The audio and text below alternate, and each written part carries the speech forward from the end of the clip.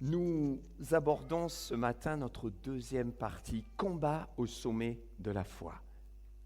Et comme nous venons de le chanter, mon frère, ma sœur, Dieu nous invite, Dieu t'invite, Dieu m'invite à combattre le bon combat de la foi, à genoux dans la prière, à lui faire confiance. Je vous rappelle ce passage et je le résume rapidement.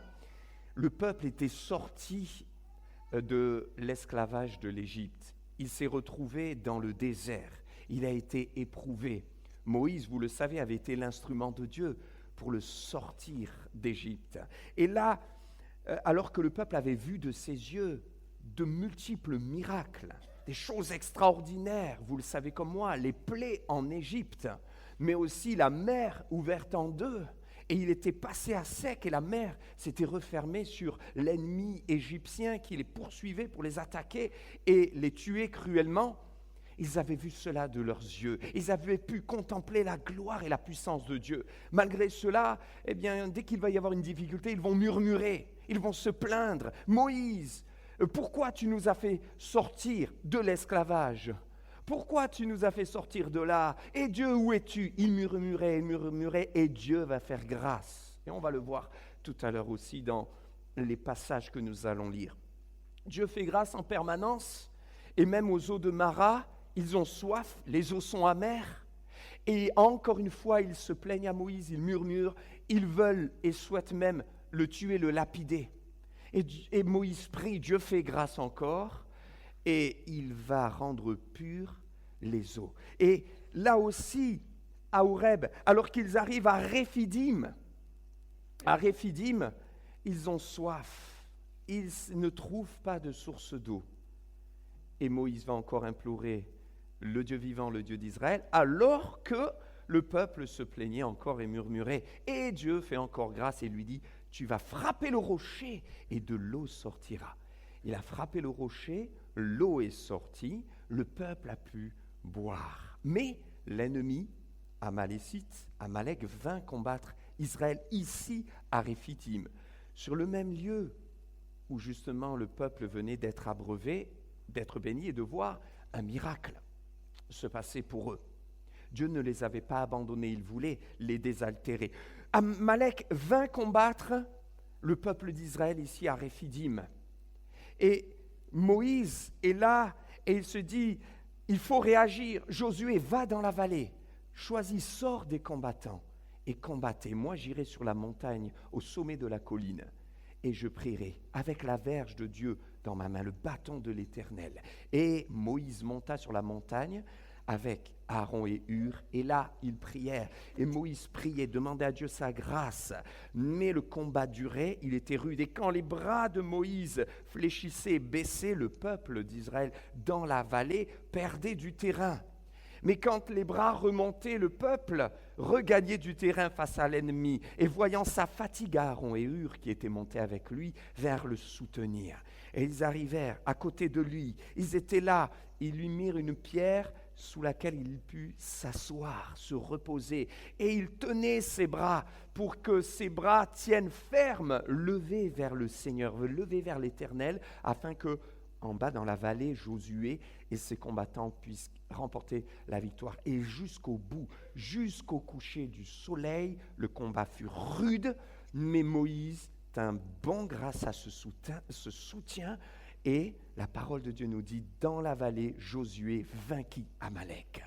Dieu a donné la victoire et il dira à Moïse, va dire à Josué qu'il y aura une guerre de génération en génération contre Amalek, et écris cette victoire, grave-la afin qu'on s'en souvienne.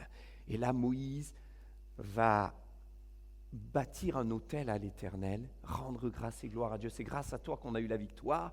Et il va l'appeler El Nissi, l'Éternel, ma bannière.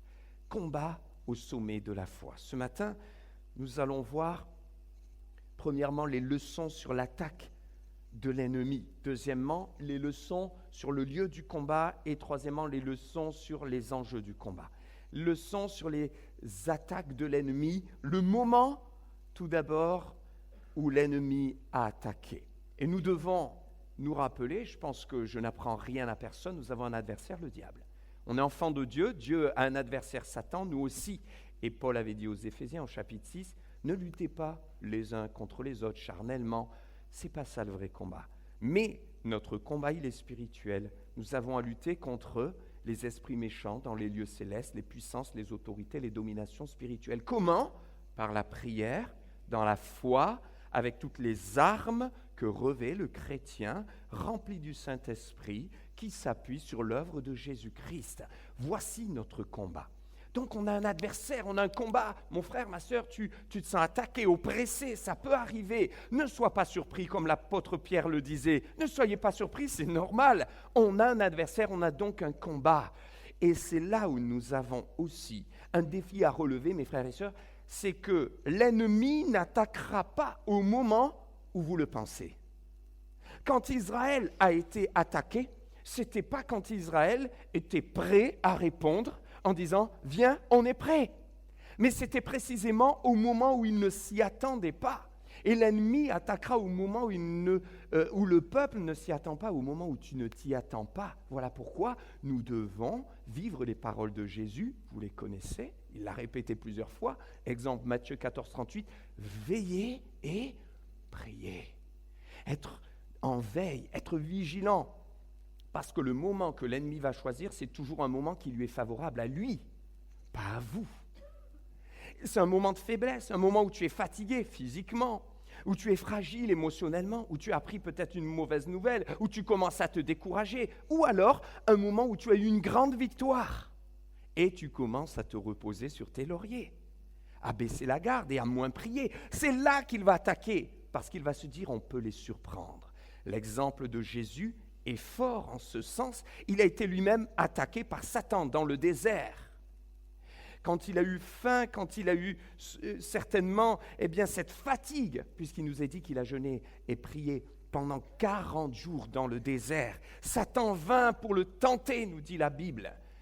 Ah, tu as faim, transforme ces pierres en pain, afin que tu puisses manger. Et Jésus va riposter.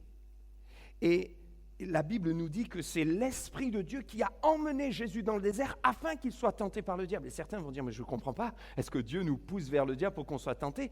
Non, non, c'était pour nous montrer une chose. Premièrement, c'est qu'à la sortie de Jésus dans le désert, vous le lisez dans Luc chapitre 4, il fut revêtu de la puissance du Saint-Esprit. Dieu permet des épreuves, des combats. Dieu laisse Satan encore, il pourrait l'enchaîner maintenant, mais ce n'est pas son plan. Pourquoi ?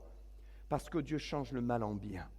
Il sait que Satan va attaquer, mais il sait que si toi tu t'accroches au Seigneur, tu t'accroches à Jésus, tu marches par la foi, tu lui fais confiance, ta foi va en ressortir fortifiée. Et quand Jésus est ressorti du désert, tenté et encore tenté par Satan, il est ressorti revêtu de la puissance du Saint-Esprit. Amen. Et ce que Dieu souhaite, c'est que lorsque nous ressortions de l'épreuve, nous ressortions plus forts. Et quand il nous est dit que c'est l'Esprit qui a poussé Jésus dans le désert, ça prouve que Satan s'est dit c'est un moment favorable, Jésus est dans le désert. Satan se dira c'est un moment favorable, cet enfant de Dieu est dans le désert de l'épreuve, le désert de la solitude, de l'angoisse, des moments qui s'enchaînent et qui ne finissent pas, oppression après oppression. Et Satan se dit c'est un moment favorable. Mais c'est l'Esprit de Dieu qui avait poussé Jésus, ce qui prouve qu'en réalité, au-dessus de ce qu'on voit, au-dessus même de ce que Satan voit, Dieu règne. Dieu est souverain.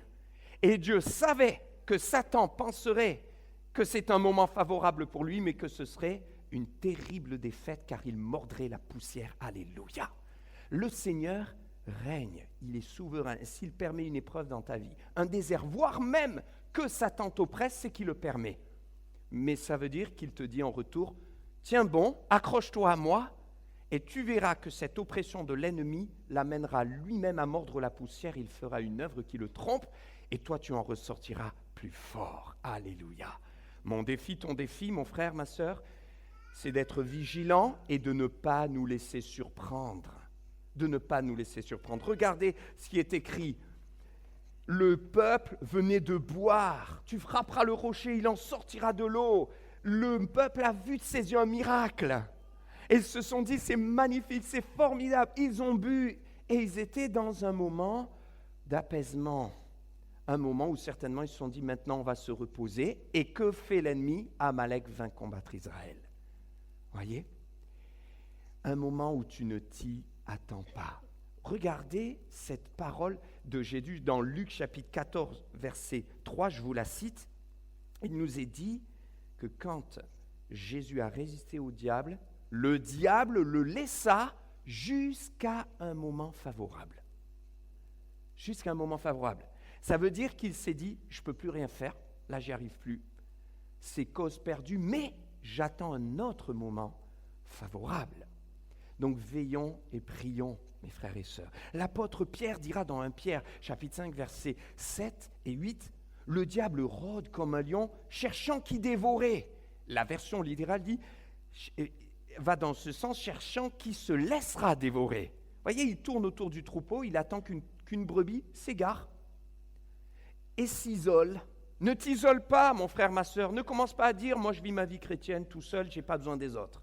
Je n'ai pas besoin de l'église, je n'ai pas besoin de venir tous les dimanches. Ne t'isole pas, de grâce. Restons humbles, on a besoin les uns des autres. Quand une brebis s'isole, c'est là que le loup et le lion attaquent.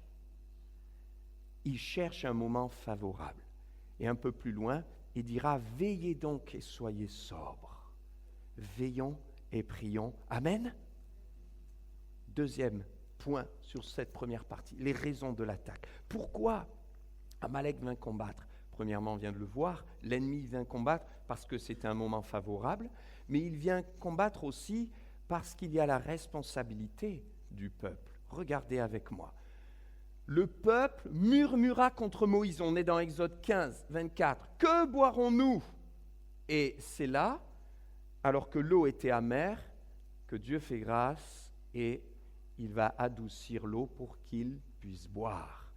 C'est comme s'ils avaient tout oublié du jour au lendemain. Alors que si on regarde en arrière, combien de fois le Seigneur t'a béni, guéri, consolé, gardé, protégé, restauré, et à la moindre difficulté, on murmure, on se plaint, et l'un, et pourquoi, et l'épreuve, et les chrétiens, et l'Église, et le monde, et on murmure, et on murmure. Dieu fait grâce quand on murmure. Il murmure encore. Dieu fait grâce quand on murmure, les enfants d'Israël, que nous sommes nous morts par la main de l'Éternel dans le pays d'Égypte. Ils ont faim, ils murmurent. Dieu envoie la manne entre nous. La manne, c'est un miracle. Alors, je ne sais pas si quand vous mangez tous les jours, le petit déjeuner, le déjeuner, le repas, le dîner, vous réalisez que c'est un miracle. Et nous, on mange, voilà, c'est normal. Non, c'est pas normal.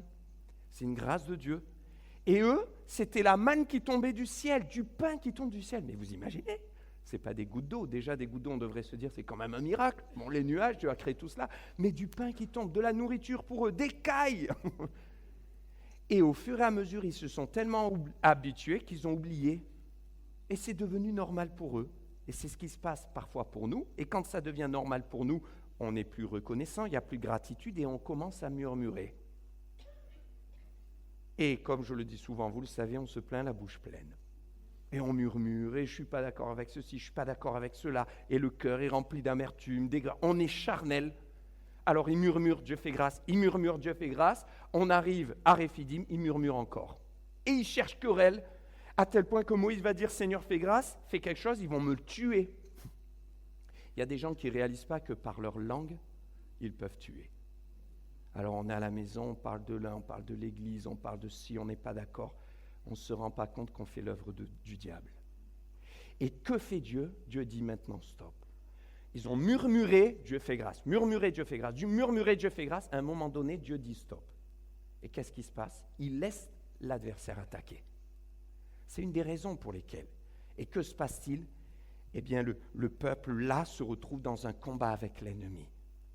Mon frère, ma sœur, si on lit Nombre 14, Nombre 16, on retrouve les mêmes schémas. Le peuple a continué à murmurer, mais à un moment donné, Dieu a dit stop. Révolte de Corée, Dathan et Abiram. 14 700 personnes sont mortes sous la plaie que Dieu a envoyée.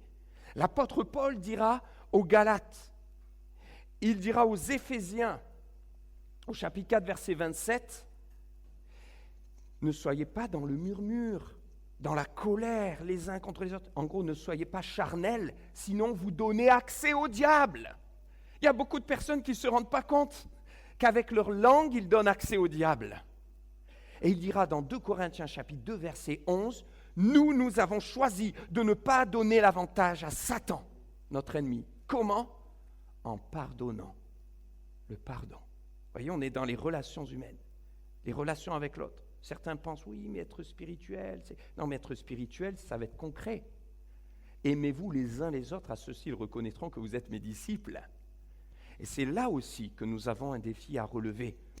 Seigneur, prends ma langue et aide-moi, comme David, à dire, celui qui calomnie son frère en secret, je le réduirai au silence. Je refuse d'entrer dans la chair, dans ce combat de murmure qui est l'arme préférée du diable au milieu des croyants. Je choisis de me confier en toi et de m'attendre à ta parole. Amen. Ne donnez pas l'accès à Satan. Ne donnez pas l'avantage à Satan. Vous avez un problème, une contrariété, répandez-la devant le Seigneur. Le vrai combat, Moïse, il a mené sur la montagne. Il n'a pas dit, oui, Amalek, ils nous ont surpris, ils sont venus nous battre, c'est injuste, c'est pas normal, et pourquoi ? Il est venu et il a prié. Seigneur, je m'attends à toi. Amen. Réaction face à l'attaque maintenant. Ces réactions sont celles de Moïse et Josué. Moïse va dire à Josué, choisis des hommes, sors et combat. Ça veut dire que tu es attaqué, tu peux être attaqué spirituellement, peut-être attaqué dans ta famille, dans ton corps, dans ta santé, tes enfants, tu dis mais je ne sais pas ce qui se passe, il y a des attaques en ce moment, c'est compliqué, d'accord, mais mon frère, ma soeur, je rappelle, nous avons un adversaire qui est le diable, ce n'est pas nouveau, ça ne doit pas nous surprendre, la vraie question n'est pas de savoir si on est attaqué, mais de savoir comment on réagit. Et si on réagit, et avec quelle arme on réagit.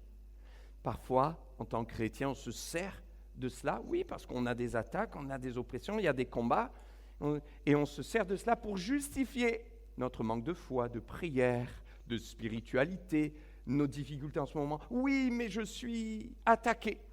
Et on se plaint. Oui, mais depuis un mois, le diable m'attaque. Et on se plaint. Mais mon frère, ma soeur, la question n'est pas là. Tout le monde a des oppressions, tout le monde a des combats, tout le monde a des attaques. La question, c'est est-ce que je réagis, comment je réagis et avec quelle arme je réagis. Et Moïse a réagi. Et il s'est dit, allez, on s'organise. Il communique avec Josué. Toi, tu vas dans la vallée, tu choisis des hommes. Donc, ce n'est pas au hasard. Et moi, je vais monter à la montagne de l'Éternel. Et on y va. Et on va se battre. Mon frère, ma soeur, oui, tu es attaqué. Eh bien, réagis. Choisis de te battre spirituellement. Choisis de combattre. Tes enfants sont dans une situation compliquée. Tu te sens attaqué à ce niveau-là. Eh bien, réagis. Parle à ton mari, dis, allez, on va faire un jeûne et prière. Vous voyez, Moïse, eh bien, il s'est organisé avec Josué. Ils ont parlé. Et il a choisi des hommes, ce n'est pas au hasard. Tu te sens attaqué au niveau du travail, eh bien, réagis. Prends un temps, prends ton planning et dis-toi, tous les soirs, à telle heure j'ai un creux, un trou, eh bien, je vais prier, je vais demander au Seigneur qu'il m'aide, qu'il me montre, qu'il m'éclaire, qu'il me dirige. Réagis spirituellement. Ne subis pas. Quand le diable a attaqué Jésus dans le désert, Jésus a riposté. Le diable est venu, transforme ces pierres en pain. Jésus n'a pas simplement dit, bon, je m'en vais. Non, Jésus lui a dit, mais il est écrit. Il a riposté, il a réagi. Le problème du peuple d'Israël face aux Philistins, c'est qu'il ne réagissait pas quand Goliath venait. Et Goliath, il lance un défi, il méprise le peuple, il se moque, il insulte Dieu. Personne ne réagit, sauf David. C'est pourquoi David est devenu l'homme selon le cœur de Dieu. Il vient, il entend, ça fait 40 jours que le peuple subit, il recule, il tremble, ils ont peur. Et David dit, mais c'est qui lui, cet incirconcis qui insulte Dieu, personne ne fait rien.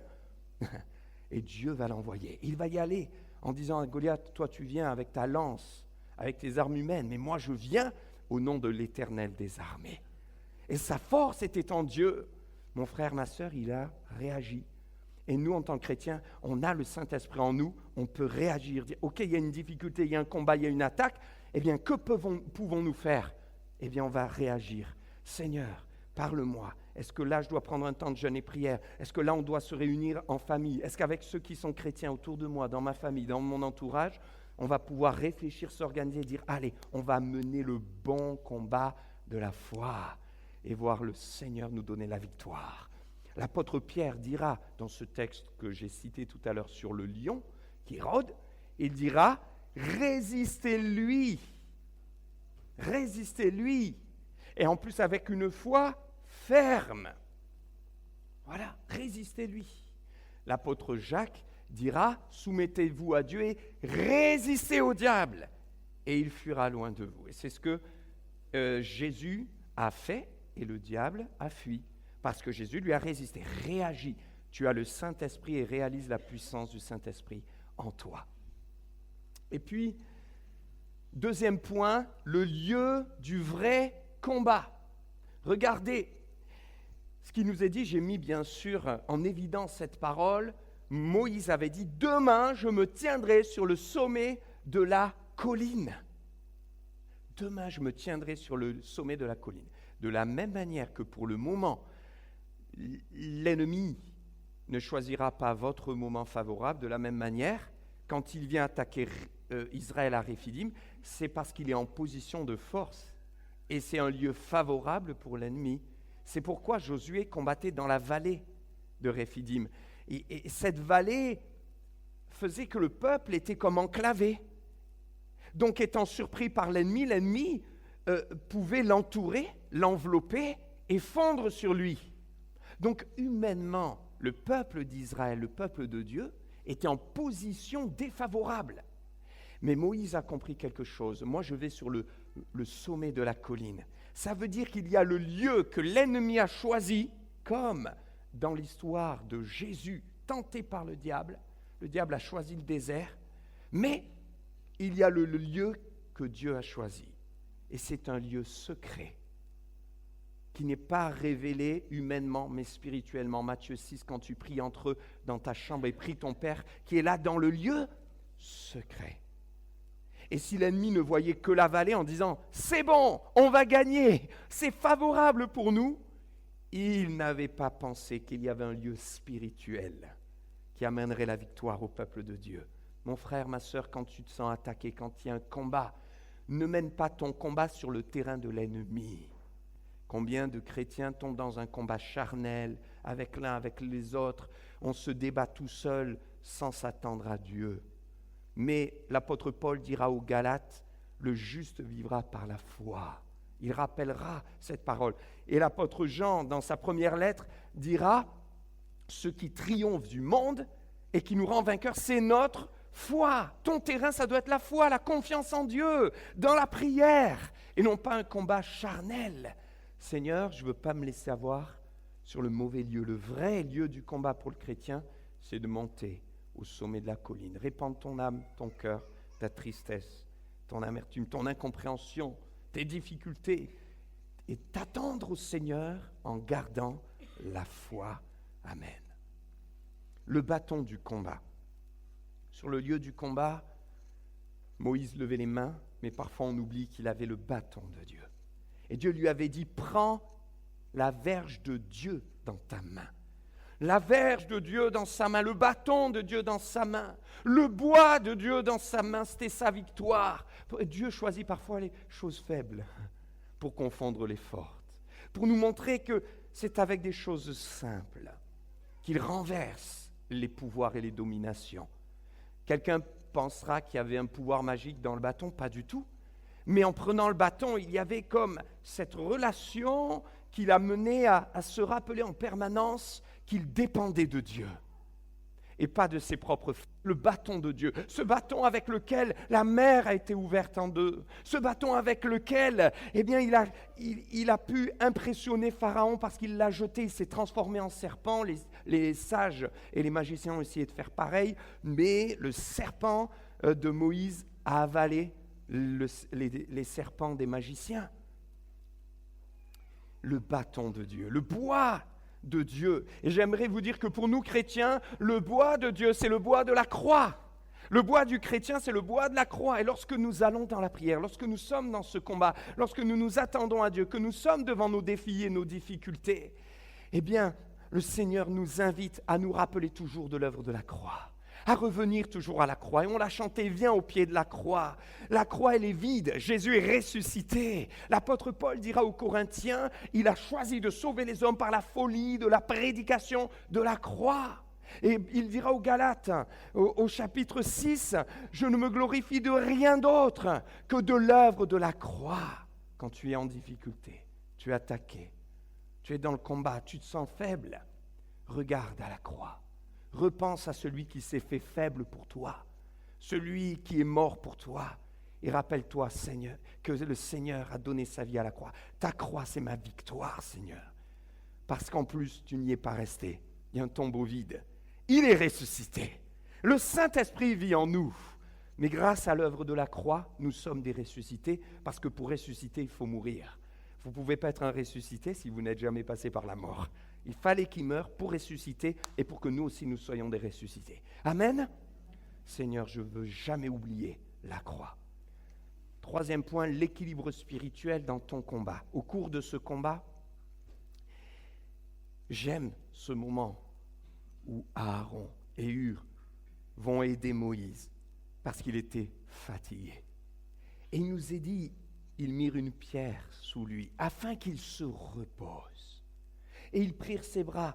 C'est comme si au départ, Moïse est dans un combat avec ses forces, mais il s'attend à Dieu. Mais à un moment donné, on l'aide à se reposer, il entre dans le repos. L'équilibre spirituel, mes frères et sœurs, c'est de combattre, mais dans le repos. Bats-toi, te laisse pas aller, mais dans le repos.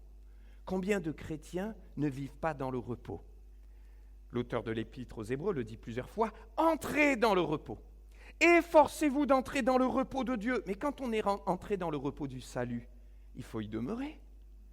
Seigneur, il y a tel problème, je te fais confiance. On reste dans le repos. Et un tel, il m'a critiqué, et alors ? Je reste dans le repos. Et telle machine, elle est tombée en panne, comment je vais faire ? C'est pas grave, Dieu règne. Je reste dans le repos. C'est pas je mets ma tête dans le sable, faire comme si tout va bien dans un monde compliqué. Je vois le problème et je fais confiance au Seigneur. Et si la crainte vient, on l'a chanté. Merci Leslie pour vraiment cette sensibilité à l'esprit dans tous les chants. Si je vois la crainte, eh bien je m'approche du Seigneur et je me décharge de cette crainte. Seigneur, je reste dans le repos. Tu règnes et tu vas m'aider à trouver la solution. Ça ne veut pas dire je me laisse aller, je combats. Bats-toi, mon frère, ma soeur. Bats-toi pour tes enfants. Bats-toi dans la prière. Combat spirituellement, mais bats-toi dans le repos. Combat dans le repos. L'exemple de Jésus encore est extraordinaire.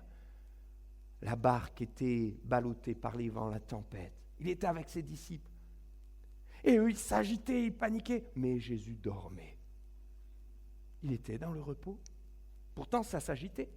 Et après, quand ils vont le réveiller, il va leur dire, mais pourquoi n'avez-vous pas de foi ? Et il va calmer la tempête. Donc, il est dans le combat, mais dans le repos. Amen. C'est ça l'équilibre. Le combat dans le repos, et puis Aaron et Hur étaient à droite et à gauche. J'aime cela.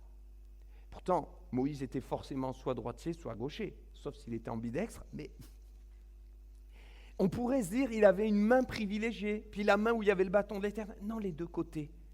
Moi, ça me fait penser à l'équilibre. L'équilibre me rappelle que dans mes combats de la foi, je dois me confier en lui, croire toujours en sa puissance, son autorité. Il peut tout faire. Il peut guérir. Alléluia. Quelqu'un qui est malade ce matin, il peut le guérir. Mais l'équilibre m'amènera à avoir cette foi que Dieu peut tout faire, il peut guérir, mais aussi cette confiance qu'il est souverain et ce désir d'être soumis à sa souveraineté. Le psaume 115 dit « L'Éternel est dans les cieux et il fait tout ce qu'il veut ». Donc quelqu'un qui est dans l'équilibre, il ne s'acharne pas pour une guérison. Il croit de tout son cœur en la guérison. Mais ensuite, il dit « Seigneur, tu fais ce que tu veux ». Je n'ai pas besoin de m'agiter. Il y a des gens qui confondent la foi, voyez, avec l'agitation. Alors on prie, mais on est toujours inquiet. On s'agite à tout et on est toujours inquiet. La prière, elle est là aussi pour nous amener dans le repos et la confiance en Dieu. Et Dieu fait ce qu'il veut. Il y a un équilibre. Mais en comprenant que Dieu est souverain, On ne doit pas basculer dans l'autre inverse, dans l'autre extrême, et oublier que Dieu nous demande de lui faire confiance et de placer notre foi en lui parce qu'il fait des miracles. Amen. Et puis, le troisième et dernier point de la matinée, s'attendre à un combat acharné. Regardez, Exode 17, 8, alors que Josué remporte la victoire, Dieu va dire qu'il y aura une guerre de l'Éternel contre Amalek de génération en génération.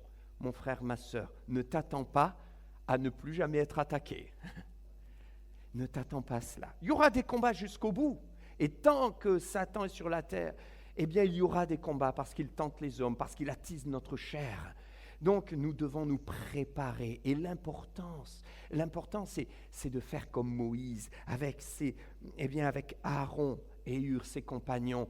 Ils ont levé les bras. Il a levé les bras, ils ont tenu ferme jusqu'au bout. Il nous est dit, et c'est beau, ils tinrent ferme jusqu'au coucher du soleil. Ah, j'ai pensé à la parole de Jésus dans Jean 9. La nuit vient où personne ne pourra travailler. Mon frère, ma sœur, ne baisse pas les bras, ne lâche pas, tiens ferme jusqu'au retour du Seigneur. Comme les disciples d'Emmaüs dans Luc 24, qui étaient avec Jésus, leur cœur brûlait au-dedans d'eux quand il leur parlait, mais ils ne l'ont pas reconnu. Et à la fin, alors que Jésus s'en va, ils sont tellement bouleversés par sa présence, ils vont dire, reste avec nous, car le soir approche. Puissions nous dire, Seigneur, reste avec nous jusqu'au bout, et moi je reste avec toi jusqu'à ton retour. Je ne lâcherai rien. Il y aura un combat acharné jusqu'au bout, mais je sais que tu seras avec moi et moi je lâcherai rien. Et puis, s'appuyer sur l'espérance. Regardez ce que Dieu promet à Moïse. Et Moïse dit à Josué, parce que Dieu lui dit, déclare-le à Josué, j'effacerai la mémoire d'Amalek de dessous les cieux. Et nous, il y aura un combat contre Satan, mais on a quand même une grâce, mes frères et sœurs, c'est que nous, on a la fin de l'histoire. On a la fin de l'histoire. Et on sait que Satan sera lié pendant 1000 ans, pendant le millénium. On sait aussi qu'il sera relâché, mais ensuite jeté dans l'étang ardent de feuilles de soufre à tout jamais. Nous, on a la fin de l'histoire et nous savons que nous aurons la victoire. C'est quand même encourageant, n'est-ce pas? Josué avait besoin d'être encouragé. Voilà pourquoi Dieu dit à Moïse, il faut que tu le déclares à Josué. Parce que Josué allait avoir encore des combats. Là, ils ont eu une victoire, c'est bien, dans la bataille. Mais plus tard, il y aura d'autres combats. Et il aurait pu se dire, je ne comprends pas. Éternel, tu nous avais dit qu'on aurait la victoire définitive sur Amalek et ça continue. Alors Dieu scelle cette parole dans son cœur. Il y aura un combat de génération en génération, mais la victoire finale, elle est là. J'effacerai la mémoire de l'ennemi. Et Dieu dit, il effacera un jour la mémoire de Satan. Il effacera aussi nos larmes et nos souffrances. Nous avons une espérance. Jésus vient bientôt, il n'y aura plus de maladie, de souffrance, plus de douleur, plus de péché, plus de problèmes. Nous vivrons dans la paix et la gloire de Dieu. Il y a une espérance pour le chrétien. Gravez ces victoires. Et Dieu va dire à Moïse, écris cela dans le livre, grave cette victoire du combat sur le sommet de la colline, pour que le souvenir s'en conserve. Mes frères et sœurs, écrivons nos victoires. Vous avez des bénédictions, des réponses aux prières, écrivez-les sur un carnet. Il ne faut pas les oublier. L'homme est si oublieux. Et Dieu dira à plusieurs reprises, notamment au travers de son prophète Amos, souviens-toi de ton Créateur. Et au travers de Paul, souviens-toi de Jésus-Christ. Souviens-toi, souviens-toi, souviens-toi. Comment se souvenir, ne pas oublier? Parce qu'il y a plein de détails de nos vies dans lesquels Dieu agit. Les écrire. Faites-vous un carnet, mes frères et sœurs. Trouvez un moyen pour ne rien oublier et gravez dans vos cœurs toutes les bénédictions de Dieu.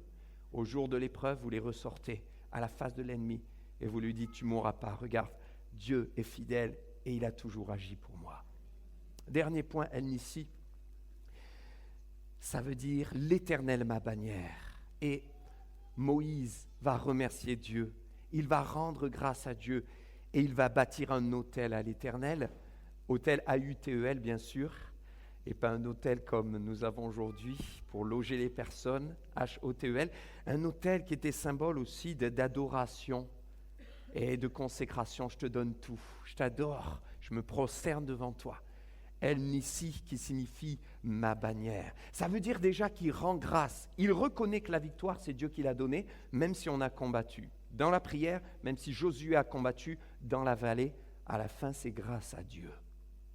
Il rend grâce et il bâtit cet autel El Nissi, l'Éternel ma bannière. La bannière, c'est aussi ce qu'utilisaient les armées face aux ennemis. Ça veut dire que Moïse est conscient, Josué est conscient qu'il y aura d'autres combats. Mais c'est une manière de dire, à partir de maintenant, dans tous nos combats, l'Éternel sera avec nous. À partir de maintenant, nous choisirons toujours de nous battre, de combattre avec Dieu. Et on ne se laissera pas aller. Notre bannière, c'est l'Éternel Dieu. Celui qui marche devant nous, c'est l'Éternel Dieu. Et tu prêtes à faire de même dans ta vie pour tes enfants et dire, à partir de maintenant, je me battrai et je combattrai, mais l'Éternel marchant devant moi. Ainsi, Josué a été vainqueur, et il est bien dit, Josué vainquit Amalek. Est-ce que c'est Josué, est-ce que c'est Moïse? C'est tous les deux, mais Josué dans la vallée. 3 leçons sur El Nissi, Josué. Premièrement, la source de sa victoire a été son obéissance et son courage. Parce que Moïse lui a dit, choisis des hommes, sors et combat. Et il fallait du courage. Dieu te demande du courage et de l'obéissance. Maintenant, mets-toi en œuvre. Deuxièmement, la prière. Josué a eu du courage, de l'obéissance, mais sans la prière, il aurait manqué quelque chose. C'est bien que tu aies du courage, c'est bien que tu cherches à obéir, mais n'oublie pas que tu as besoin de t'attendre à Dieu et de prier. Et troisièmement, la grâce de Dieu. C'est Dieu qui a donné la victoire. C'est pourquoi Moïse comprenait qu'il dépendait de Dieu en levant ses bras vers l'Éternel. Et nous devons toujours réaliser que dans ce tabouret à 3 pieds, il ne doit pas en manquer un seul. On peut obéir, avoir du courage et prier, mais n'oublions jamais que c'est la grâce de Dieu qui nous donne les victoires. On peut dépendre de la grâce de Dieu et prier, mais n'oublions jamais que Dieu nous demande de nous mettre en marche, de sortir et de combattre. On peut comprendre que c'est la grâce de Dieu et être obéissant et courageux, mais oublier la prière. Et on a besoin de la prière justement pour l'entendre, pour dépendre de lui, le connaître, le comprendre et faire sa volonté. Mon frère, ma sœur, celui qui par excellence intercède pour nous, les mains levées vers le ciel, c'est ton Sauveur, c'est Jésus-Christ. Et il dit comme dans Exode 14, l'Éternel combattra pour vous et vous garderez le silence dans le repos et dans le combat. Que le Seigneur nous rende forts. Amen. On va terminer par ce chant avant les annonces. Quand je combats à genoux. On l'a pris et on va le vivre. Vous voulez bien vous lever, ceux qui le veulent, hein? Je force personne. Et on le prend, mais réalise tes combats et réalise ta victoire en Christ pendant ce chant. Prends la victoire. Attends-toi au Seigneur. Quand je combats à genoux. Il est là le combat. Et Seigneur, tu me vois. Seigneur, tu nous vois.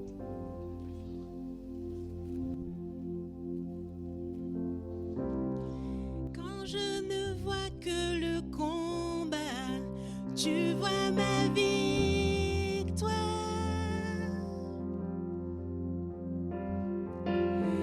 Quand je suis face à la montagne, tu la vois déplacer. Et quand je marche dans les ténèbres, je sens ton amour. Alors je n'ai rien à craindre. Je n'ai rien à craindre, car tu es avec moi. Alors quand je combats à genoux, mes mains levées vers toi. Oh Dieu, la bataille t'appartient, et toute crainte je mets à tes pieds. La nuit je dirai, oh Dieu, la bataille t'appartient.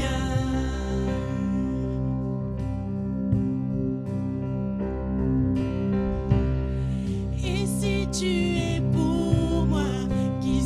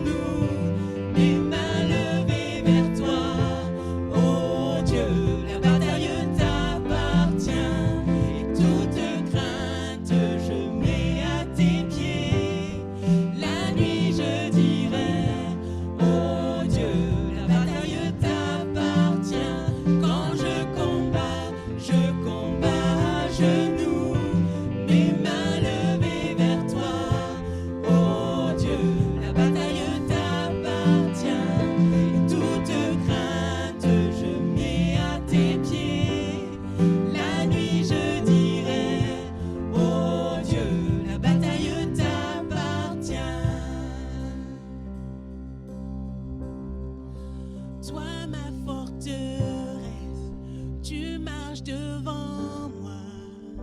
Rien ne peut résister au pouvoir de mon Dieu. Tu brilles dans les ténèbres, tu gagnes toutes les batailles. Rien ne peut résister au pouvoir de mon Dieu. Toi, ma forteresse, tu marches devant moi. Rien ne peut résister au pouvoir de mon Dieu. Tu brilles dans les ténèbres, tu gagnes toutes les batailles. Rien ne peut résister au pouvoir de mon Dieu. Quand je combats à genoux, mes mains levées vers toi. Oh Dieu, la bataille t'appartient, et toute crainte je mets à tes pieds. La nuit je dirai, oh Dieu, la bataille t'appartient. Quand je combats à genoux, mes mains levées vers toi. Oh Dieu, la bataille t'appartient, et toute crainte je mets à tes pieds. La nuit je dirai, oh Dieu, la bataille t'appartient.